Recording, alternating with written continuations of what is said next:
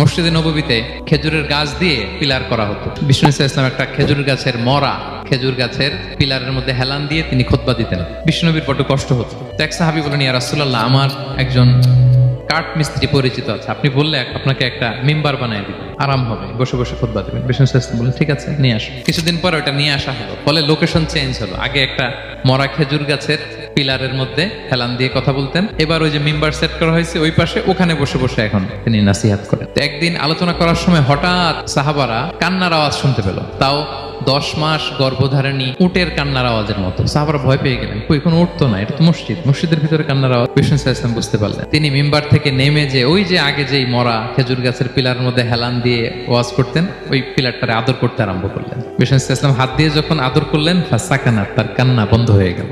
আজ ওই জায়গাটা চিহ্নিত করা আছে। এটাকে বলে মসজিদে নববীতে আল উস্তুয়ানাতুল হান্নান। হান্নান মানে কাঁদে এমন পিলার।